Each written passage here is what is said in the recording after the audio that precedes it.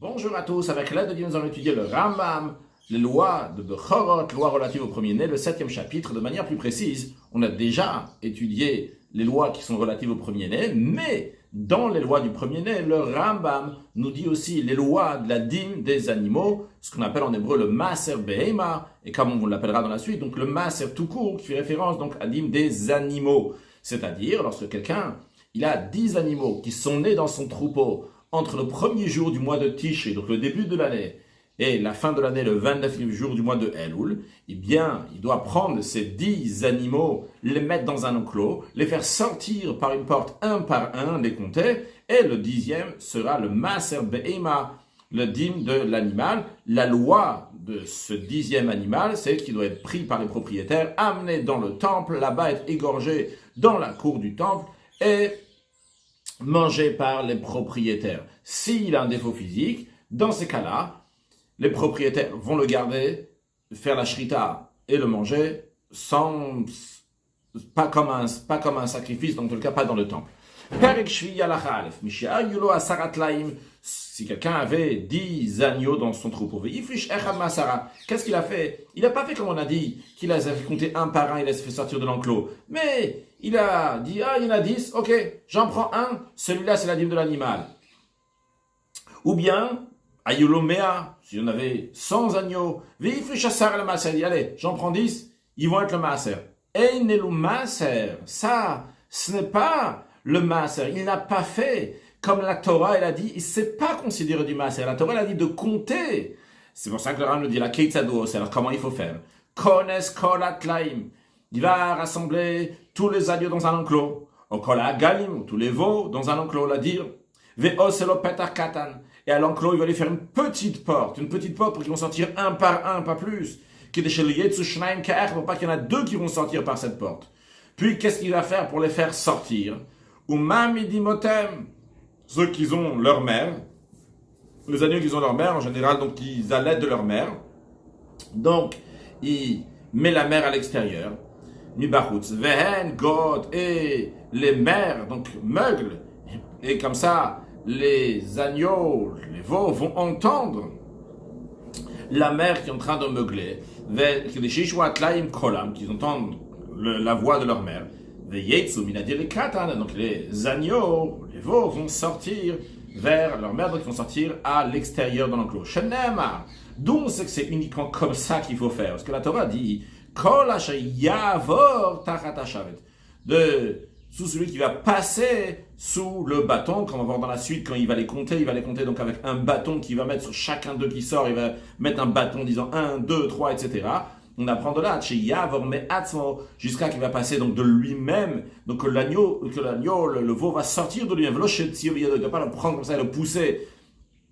C'est comme ça qu'il fait. Quand il n'y a pas la possibilité de prendre la mère, quelle que soit la raison, dans ce cas-là, on va mettre une carotte, on va mettre un légume à l'extérieur, comme ça qu'il va faire qu'il va sortir. En tous les cas, ça se fait donc d'une telle manière, donc il doit sortir de lui-même. Donc on fait qu'il va sortir. Maintenant, chez parce qu'il y a Yavor, donc Yavor c'est qu'il passe naturellement, non pas qu'on fait quelque chose pour qu'il sorte. Donc chez Yetsu Minadir Zeh, maintenant, une fois qu'il a fait ça, donc c'est un clos, avec la petite porte, quand ils vont sortir de l'enclos l'un après l'autre, Matril ou Monal, il commence à les compter, comment il les compte Beshavet, avec un bâton. C'est-à-dire qu'avec le bâton, et comme ça, chaque animal qui passe, il le touche avec le bâton, 1, 2, 3, etc.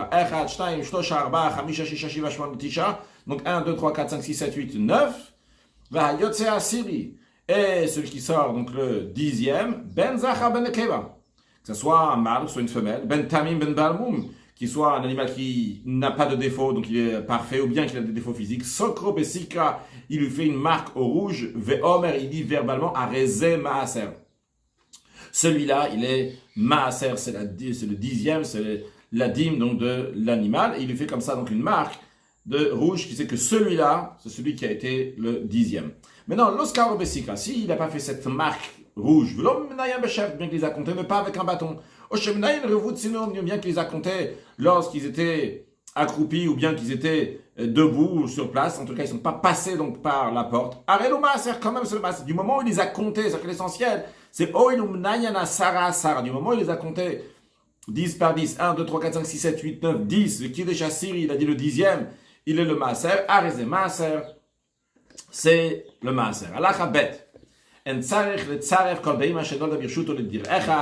n'est pas nécessaire de rassembler tous les animaux qui sont nés donc cette année de partout où ils se trouvent, s'il est dans un tel endroit, dans l'autre endroit, etc., dans un seul enclos pour faire le maaser.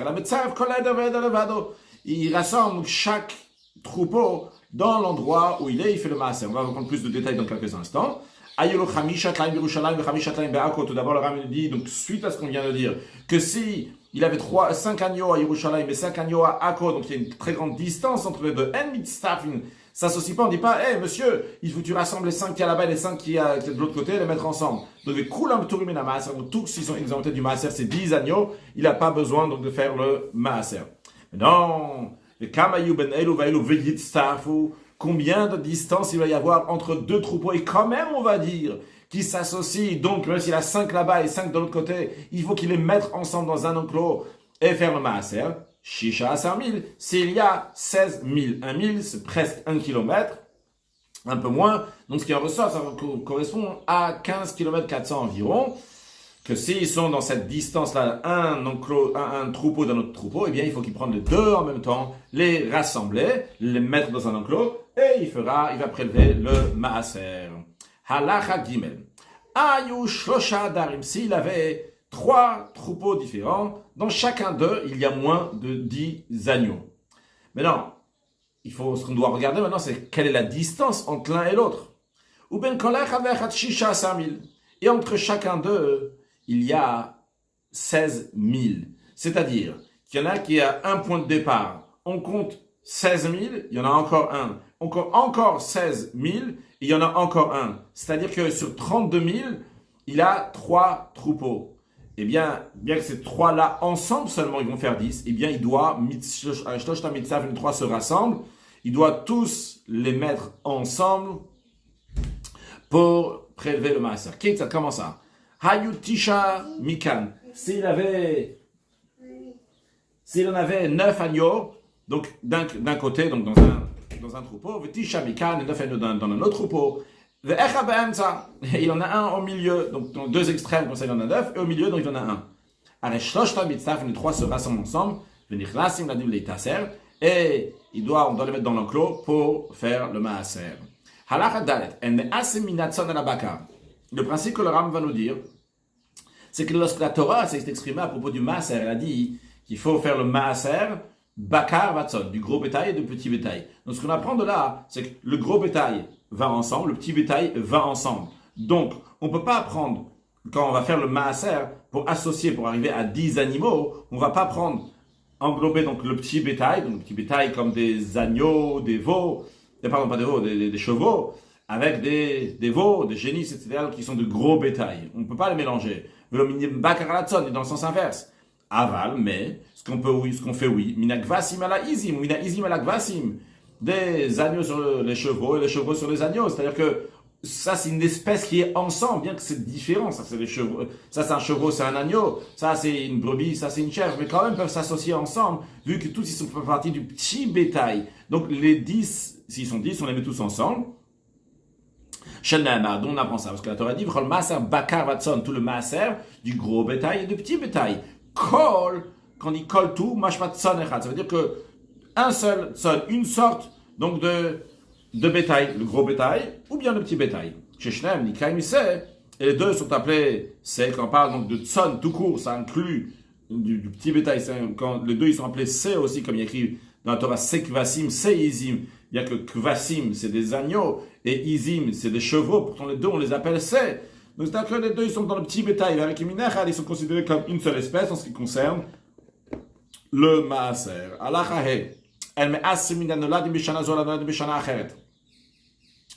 On ne prélève pas le maaser de ceux qui sont nés cette année-là pour ceux qui sont nés une autre année. Il faut faire le maaser de chaque année différemment. De même qu'en ce qui concerne donc la récolte, les produits agricoles, on ne fait pas le maaser. La Torah dit de ne pas faire le maaser, donc minachadash, de la nouvelle récolte pour l'ancienne récolte, c'est-à-dire de la nouvelle récolte de cette année pour l'ancienne récolte de l'année précédente, et ni dans le sens inverse, de l'ancienne récolte pour la nouvelle récolte. Parce que la Torah dit, quand on parle du maaser qu'il faut faire, donc des produits agricoles, elle dit Hayotse, Asade, Shana, Shana, ce qui pousse, donc année par année. Donc, de la même manière aussi, pour le maaser, donc de l'animal, ça doit être aussi donc ceux de cette année-là. Mais le Rav dit, il me semble, Shim Iser Be'ima Mishana Shana Arezem Maaser, que si il a fait le maaser de l'année précédente pour cette année ou de cette année-là pour l'année précédente, quand même c'est du maaser, bien qu'il ne faut pas faire ça le khatrila, a priori, mais la posteriori c'est bon. Pourquoi? Parce que l'importance de la sainteté du sacrifice, le Ram donne une autre raison, ou bien c'est la suite de la raison, les commentaires en discutent. La raison, le Ram dit, parce que la Torah n'a pas insisté sur le fait que la dîme des animaux va être sur chaque année. On l'apprend du maaser d'Agan, on apprend du maaser qui est donné sur les produits agricoles, mais la Torah n'a pas dit ça clairement pour les animaux. Allah Chavav. Tous les agneaux qui naissent depuis le 1er Tishi jusqu'au 29 Elul Mitztafin, ils s'associent l'un à l'autre, donc pour que ça soit qui sont astreints au maaser. On prend le maaser de l'un pour l'autre. Maintenant, le Rav nous dit, en revanche, ils ne sont pas nés dans la même année. Si il y a 5 agneaux qui sont nés le 29 Elul et quelques jours après, même pas un jour après, le lendemain, il y a 5 agneaux qui sont nés le 1er Tishi. Ils ne s'associent pas, parce que c'est chaque année son maaser d'animos, la dîme des animaux. Mais non, imaginons que quelqu'un, il a eu un nouvel animal, donc qui est né le 1er jour du mois de Tishi. Et cet animal-là, donc qui est né le 1er jour du mois de Tishi, dans la même année, on va dire par exemple, donc en Elul, il a eu un enfant. Donc ça veut dire que la maman et l'enfant, les deux maintenant sont astreints au maaser de cette année. Ce qu'on va nous dire, aussi bien la maman, donc qui est née le 1er Tishi, et aussi bien la fille, donc l'enfant qui est né, un garçon ou une fille d'ailleurs, qui est né donc cette année, eh bien, lui aussi, les deux rentrent dans l'enclos pour faire le maaser. Halacha Zayin, le Rav nous dit que les agneaux qui naissent et qui n'ont pas encore fait le maaser ne sont pas comme les produits agricoles qu'on n'a pas prélevé les dîmes qu'il faut. C'est-à-dire, lorsque nous avons des produits agricoles qu'on n'a pas prélevé la trouma et le maaser, les parties qu'il faut donner au kohen, les parties qu'il faut donner au lévi, ces produits agricoles s'appellent tevel. Tevel qui veut dire tav la en araméen, en hébreu tov lo. Ce n'est pas bon, ça on ne peut pas encore en manger. Donc ces produits agricoles, tant qu'on n'a pas prélevé ce qu'il faut, chez Assur l'echol, on n'a pas le droit d'en manger, jusqu'à qu'on va prélever ce qu'il faut, que Moshe Bernabim, comme on a expliqué dans les lois de Maaser, dans les lois de Machalot Asurot. Donc, en ce qui concerne donc, la dîme des animaux, les animaux qui doivent être prélevés, et c'est pas comme ça. Et la moutar, l'imkor, on a le droit de vendre ces agneaux-là, l'ishkot, et de faire la shrita, comme Mashayir, c'est tout ce qu'il veut, jusqu'à qu'il fasse le Maaser. Et quand il va faire le Maaser, il y a Maaser Kodesh, il sera Kodesh, il sera saint, et il sera mangé comme il le faut. Donc ça que même quand il va le vendre maintenant, par cela, et il n'y aura plus la loi de Maaser, parce que quand quelqu'un il achète un animal, on a déjà appris, quand quelqu'un achète un animal, eh bien il n'est pas astreint au Maaser Beima. Et bien que vu qu'il le vend maintenant, il n'y aura plus le Maaser Beima sur ça, il a le droit de le vendre, contrairement à Tev, des produits agricoles qui n'ont pas été prélevés, ça il n'a pas le droit d'en profiter. Les sages ont fixé 3 moments dans l'année pour faire la dîme des animaux. Mais lorsque c'est arrivé à une de ces 3 périodes-là, Asurlo, Limkor, Lishrot, c'est interdit par ordre rabbinique donc de vendre ou d'égorger l'animal. Atcheya, c'est ça qui va faire le maaser, bien que d'après la Torah, il n'y a pas d'interdiction de vendre ou de faire la shrita avant de faire le maaser, mais les sages ont donné 3 dates à partir de ces dates-là, donc tu n'as pas le droit de les vendre ou faire la shrita. Veim shachat, si quand même il n'a pas écouté ce que le sage a dit, il a égorgé l'animal. C'est permis de le manger. Quels sont ces 3 moments-là? Voici donc les 3 dates que les sages ont fixées. C'est Bachamisha Sayom Kodem Pesach, 15 jours avant la fête de Pesach. Ou Bachamisha Sayom Kodem Atzed, 15 jours avant la fête de Shavuot. Ou Bachamisha Sayom Kodem Echag, et 15 jours avant la fête de Sukkot. Donc en autre mot, 15 jours avant les 3 fêtes de pèlerinage, en Pesach, Shavuot et Sukkot.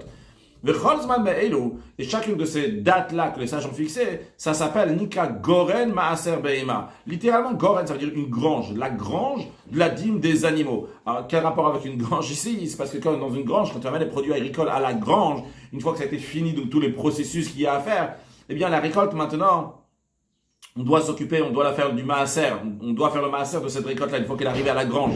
On n'a pas le droit de la manger, jusqu'à qu'il va prendre le maaser. Donc, de la même manière aussi ici, on te dit, quand les sages disent, quand ça arrive ce moment-là, c'est comme le goren. Donc, on appellera ça dans la suite et dans le prochain chapitre. Donc, la date, le moment de prélèvement que les sages, donc on dit, donc c'est le goren maaser beima. Donc, nimtzet haomer.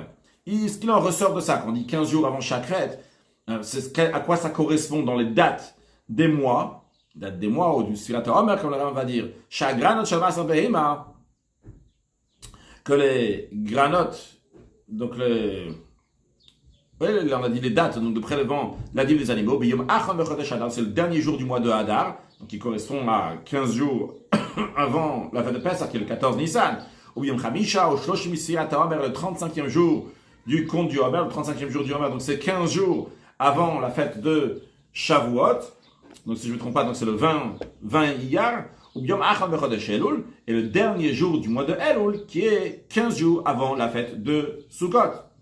Donc quand j'ai dit tout à l'heure 14 Nissan, donc c'est pas juste 14 Nissan le soir, donc c'est le 15 Nissan, il y a 14 jours du mois de Nissan, et donc on a dit avant, la même chose ici, il y a 14 jours du mois de Tishri, donc un jour avant, donc c'est le dernier jour du mois de Elul. Maintenant, très bien, ok, les sages ils ont fixé 3 dates de prélèvement, on a vu à quoi ça correspond. Mais pourquoi les sages, ils ont fixé donc le moment de prélèvement ces jours-là? Réponse, pour que les animaux vont être disponibles pour ceux qui viennent pèleriner pour les fêtes. Pourquoi? C'est vrai qu'on a le droit de vendre avant de faire le maaser. On l'a dit avant, tu as le droit de vendre un animal avant de faire le maaser. Mais quand même, les Juifs qui avaient des troupeaux se retenaient de vendre Hachiya ceux qui n'avaient pas fait le maaser. Ils veulent faire la mitzvah, ils n'essaient pas d'échapper ou quoi que ce soit, ils veulent faire la mitzvah du maaser. Ils ne voulaient pas vendre, les gens viennent chez eux et disent, j'ai pas encore fait le maaser. Alors les sages disent, mais s'ils vont faire comme ça, les gens ils viennent pèleriner, ils vont pas avoir de quoi offrir, parce que personne ne veut vendre les animaux, ils n'ont pas encore fait le maaser. Les sages ont dit, écoute, quand ça arrive cette date-là, ça y est, maintenant tu vas faire le maaser, comme ça ça pousse les gens donc à faire le maaser à ces dates-là, et comme ça il y aura de quoi vendre des animaux pour les gens qui viennent pèleriner au temple. Halachatet, ichnis kolatzon, o kolabakaladir. S'il a fait rentrer tout le menu bétail, tout le gros bétail, dans l'enclos, un des deux, donc le petit bétail et le gros bétail, et il a commencé à compter avec le bâton, comme ça il met sur le premier animal 1, sur le deuxième 2, etc., ou le Kadesh, à Syrie, et jusqu'à, donc ça arrive au 10e. Le 10e, en effet, il est devenu le Maaser. Donc, et jusqu'à qu'il reste moins de 10 à l'intérieur.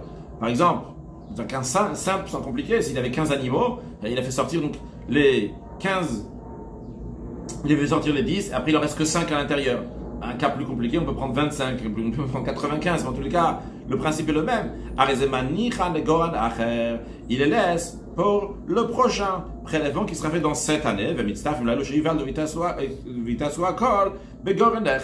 il va s'associer avec ceux qui vont être après, et ils feront le maaser de ceux qui vont être entre l'un et l'autre. Par exemple, entre ceux qui sont nés, donc on va dire la veille, le 29 Hadar, le 30e jour du mois de Hadar, en fonction, des fois c'est 29, des fois c'est 30.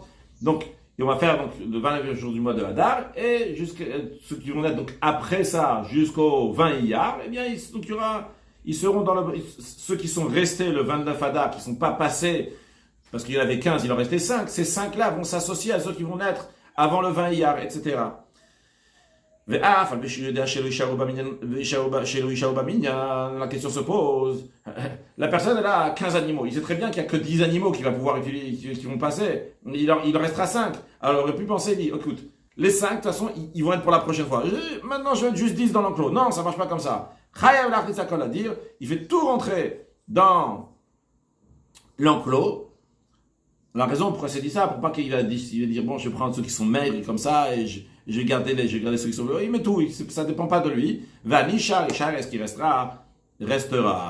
Conclure avec un mot de Chassidut, c'est pas écrit clairement ici, mais en tous les cas, le Rosh Hashanah, on le déduit, les mots Rosh Hashanah, mais le Rosh Hashanah du mois de Tishri, le premier Tishri, c'est le Rosh Hashanah aussi pour le Maaser Be'ima, pour la dîme des animaux.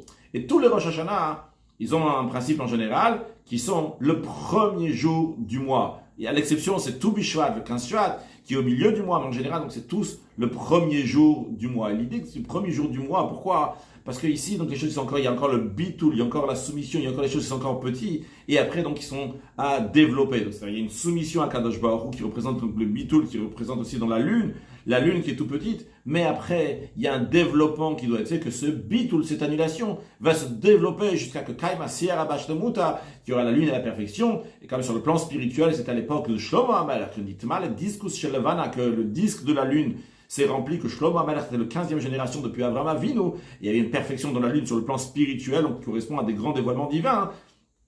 Mais quand Mashiach va venir, il y aura encore une plus grande perfection que ça, que Dieu fasse très prochainement avec la venue de Mashiach. Now, excellente journée.